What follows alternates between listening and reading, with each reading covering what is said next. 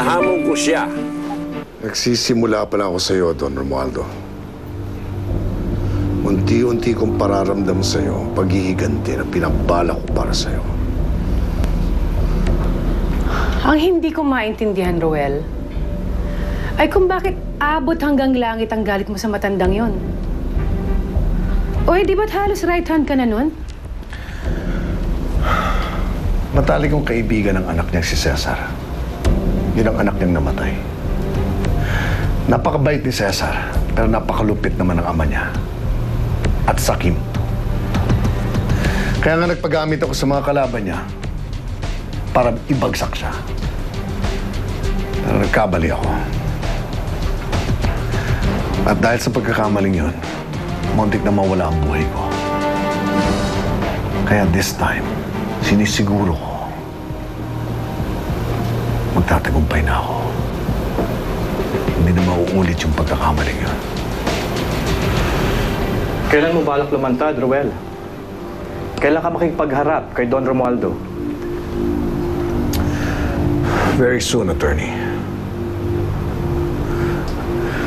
Slowly, mararamdaman ni Don Romualdo kung bakit unti-unting nasisira ang malinis niyang pangalan at babagsak ang legacy. That I promise. Kailangan matapos na ang gulong ito para malinis na uli ang image ng legacy. Hindi pa po nakikipag-settle na sa inyo yung nagkaso sa inyo ng sexual harassment. That's a good start, sir. Ewan ko. Kinakabahan pa rin ako. Hanggat hindi na finalize ang settlement, ayoko maging kampante. Arturo, I'm 101% sure that it will push through. Malakas ang kutob ko. At kapag natapos na ang gulong ito, tayo naman ang mag-iisip ng paraan kung paano natin gagantihan ang mga Salcedo sa demolition job na ginawa nila sa akin. An eye for an eye, a tooth for a tooth.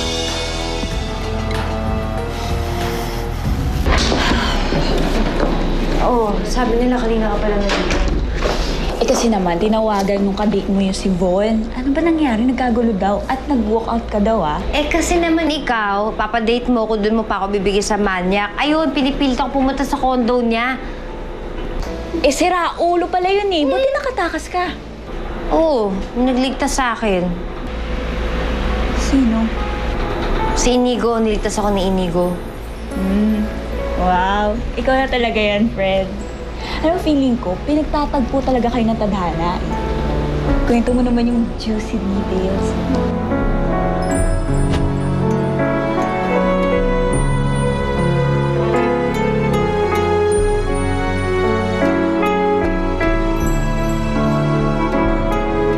Uy! Kwento mo naman sa akin yung juicy details. Ay, bahala ka na nga. Pagod na ako. Tsaka nakarami na rin yung ininom ko. Nahihilo ko. Ayan. Sige ha, magdamot ka. Ang dami mo ng utang sa akin na kwento. Pagbalik ko dito, kukwento mo ha. Sige. Bye! Ingat. Muna ako set up ha. Oo. Kasi naman, Diana, inom-inom ko pa. Bakit mo pa kailangan uminom? Wala kasi nakakaintindi sa'yo. I don't believe this is happening. This is betrayal. How nice of you to grace us with your presence. Nakikipaglampungan ka sa babae habang nagkakagulo kami sa problema sa kumpanya. Ba, nagka-problema ba sa contract signing kay Carla? Everything is wrong! Nasulot sa atin ang legacy si Carla. What? Paano nangyari yan? Paano nila nalaman na may plano tayong kunin siya? Well, your mom has a theory. She thinks we have a mole sa SGC. Okay, so sino itong mula to? Who else? Kundi yung apo ni Romualdo. Si Diana. Siya lang naman ang pwedeng gumawa nun eh. I want you to let that woman out of this company. Palayasin mo yung babaeng yan. I want you to fire Diana.